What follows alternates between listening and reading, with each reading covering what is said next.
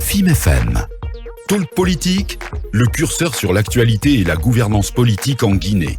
Talk politique, les faits politiques du jour, vus et décryptés par nos chroniqueurs et commentés par les auditeurs. Ibrahima Khalil Diallo. Notre invité cet après-midi aux alentours de 17h30, c'est Dr Ibrahima Sori Diallo. Il est le président du parti ADC. Bon, qu'il se dit très préoccupé par la crise que traverse le pays. Une crise née, vous le savez, du bras de fer qui oppose le Front National pour la défense de la Constitution et le gouvernement autour donc de la gestion de la transition. Il sera avec nous bien sûr donc au compte de la rubrique à bâton rompu pour répondre à nos questions, des questions qui vont tourner essentiellement autour de la gestion de la transition en Guinée. Allez, maintenant on poursuit Talk politique avec cette interrogation. La Guinée va-t-elle se rebeller contre la CEDEAO? Ibrahima Sori Diallo, hier, on a vu ce compte rendu quand même du Conseil des ministres qui a été fait par son porte-parole Ousmane Gawal Diallo, compte rendu dans lequel, en tout cas, le colonel Mamadi Doumbouya a rappelé justement qu'on ne peut pas imposer aucun rythme, en tout cas ne sera imposé à la Guinée, pour reprendre ses propres termes. Comment analyser d'abord ces propos du colonel? Je crois que ces propos sont un peu belliqueux. Ça, c'est la vérité. Comme on m'a dit, Doumbouya comprenne que le Mali a eu un bras de fer avec la communauté internationale, mais les Maliens ont su faire puisque, à l'époque, le président malien de la transition avait le soutien de sa population, du peuple malien. Ce qui a fait que ce bras de fer, même s'il n'a pas remporté. Mais aujourd'hui, la transition qui est une crise est devenue une crise encore pire en Guinée. Puisqu'aujourd'hui, les acteurs sociopolitiques ne sont pas dans la même longueur d'onde que le colonel Doumbouya. Ce qui fragilise pratiquement ce pouvoir. Vous savez, un coup d'État est légitime lorsque vous avez le soutien populaire. Rappelez-vous que le 5 septembre, c'est une partie de Conakry qui avait rendu le coup d'État Mamadi Doumbouya légitime. En 85, il y a eu un coup d'État en Guinée. Lansana Conté était absent lorsque le colonel Yara faisait le coup d'État. Vous savez comment le coup d'État a foiré? Parce que les femmes de Boulbiné sont sorties manifester contre le coup d'État. Il n'y a pas eu de soutien populaire. Et le coup d'État s'est arrêté là. Mamadi a gagné son pari parce qu'une partie de Conakry, notamment l'Axe le Prince... Parce qu'il a été soutenu. Non, c'est de ça que je parle. Oui. Parce que ce taxe est sorti, le monde a vu quand même des gens soutenir que le coup d'État est devenu légitime. Mais comparé ce jour à aujourd'hui, est-ce que le colonel a aujourd'hui la même légitimité que le 5 septembre? Point d'interrogation. Aujourd'hui, j'ai comme l'impression que notre transition va très mal. Va très mal dans la mesure où des choses ne sont pas en train d'être mises à leur place. Oui, mais est-ce que le contexte part aussi, c'était pas légitime de la part du colonel de faire comprendre à la CEDEAO qu'on ne peut pas quand même imposer un rythme à la Guinée? Mais Khalil, oui? C'est quand le colonel est en odeur de sainteté. Surtout que Ambalo allait dire à Macron, et bien voilà qu'il a réussi quand même à faire accepter. Vous pensez que Ambalo peut mentir? Une courte durée de la transition. Non. Allez lire, vous allez me dire que Jeune Afrique n'est pas crédible. Mais allez lire les dessous quand même de l'entretien entre le président Ambalo et le président de la transition guinéenne.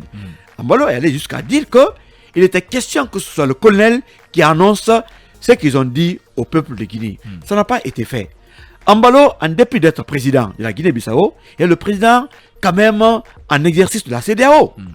Donc, il ne peut pas prêcher dans le désert. Peut-être que les autorités guinéennes n'ont pas eu peut-être la méthode d'annoncer aux Guinéens ce qui s'est passé dans l'entretien entre Ambalo et le président colonel Doumbouya. Quel est le média ici qui ne s'est pas interrogé par rapport à ce qui s'est passé? Le gouvernement est resté dans l'omerta totale. C'est quand Ambalo est sorti qu'on a vu des réactions.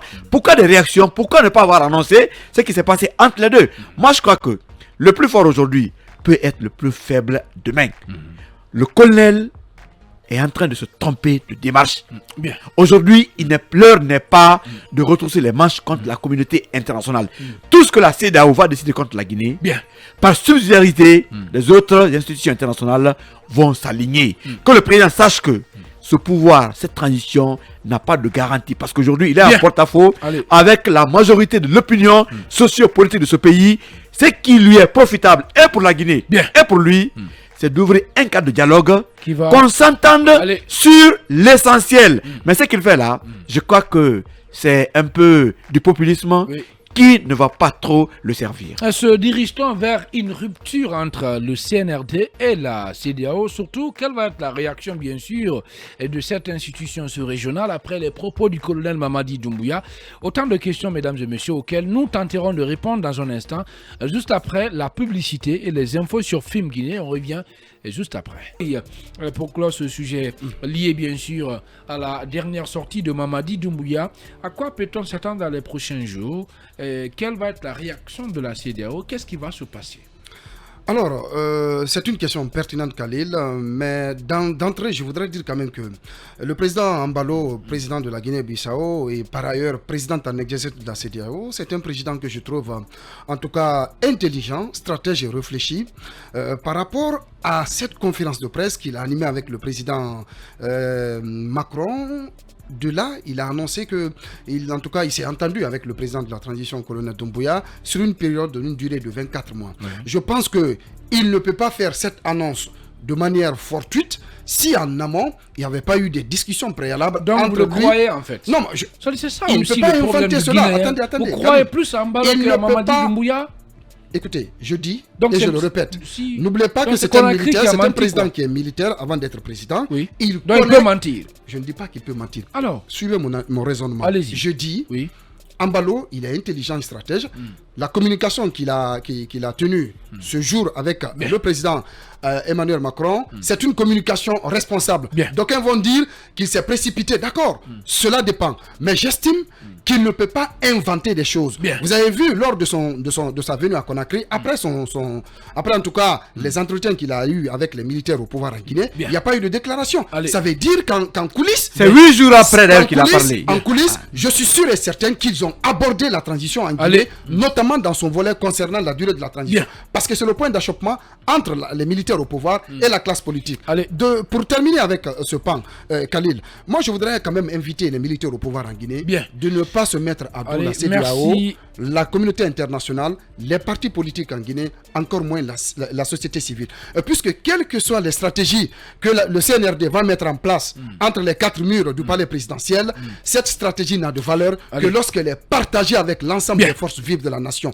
Il faut aller à l'apaisement. L'apaisement nécessite le dialogue politique. L'apaisement nécessite aujourd'hui que tout le monde s'asseye autour de la table et trouver une voie qui sert à apaiser la tension, une voie qui sert à sortir de ce pays, de cette léthargie qui ne va nous amener nulle part. Merci Mamadou Boyi et place à notre invité.